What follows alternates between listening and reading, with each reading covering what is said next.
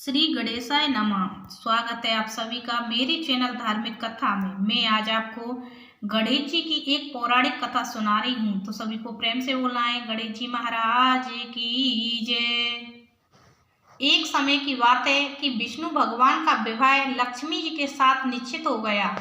विवाह की तैयारी होने लगी। सभी देवताओं को निमंत्रण भेजे गए, परंतु गणेश जी को निमंत्रण नहीं दिया। कारण जो भी रहा हो, अब भगवान विष्णु की बारात जाने का समय आ गया। सभी देवता अपनी पत्नियों के साथ विवाह समारोह में आए।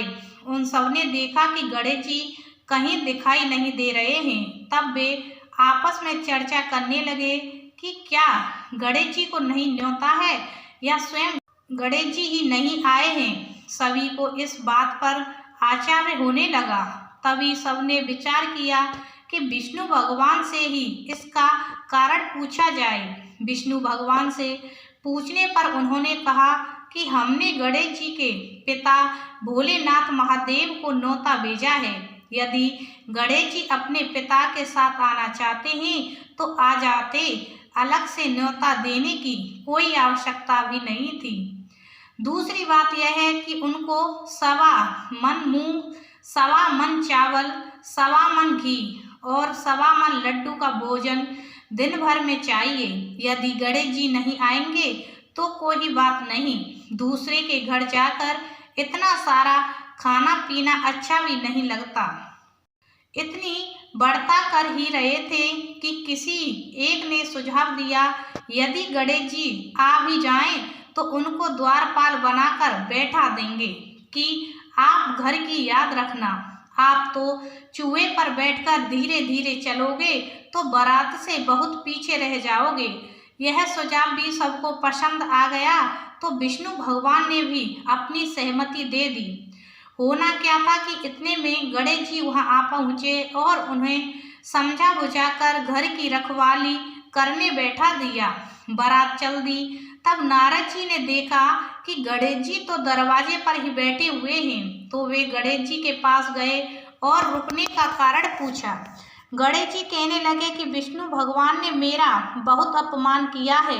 नारद जी ने कहा कि आप अपनी मूषक सेना को आगे भेज दें तो वह रास्ता खोद देगी, जिससे उनके वाहन धरती में धंस जाएंगे। तब आपको सम्मान पूर्वक बुलाना पड़ेगा।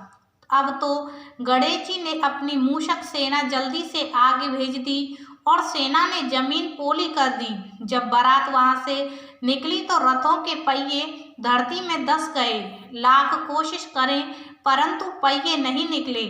सभी ने अपने अपने उपाय किए, परंतु पहिए तो नहीं निकले, बल्कि जगह जगह से टूट गए। किसी की समझ में नहीं आ रहा था कि अब क्या किया जाए।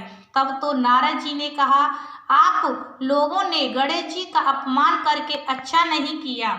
यदि उन्हें मनाकर लाया जाए तो आपका कार्य सिद्ध हो सकता है और यह संकट टल सकता है। शंकर भगवान ने अपने दूत नंदी को भेजा और वे गणेश जी को लेकर आए।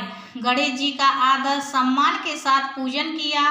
तब कहीं रथ के पहिए निकले, परंतु वे टूट फूट गए तो उन्हें सुधारे कौन। पास के खेत में खाती काम कर रहा था, उसे बुलाया गया। खाती अपना कार्य करने के पहले श्री गणेशाय नमः कहकर गणेश जी की वंदना मन ही मन करने लगा। देखते ही देखते खाती ने सभी पहियों को ठीक कर दिया।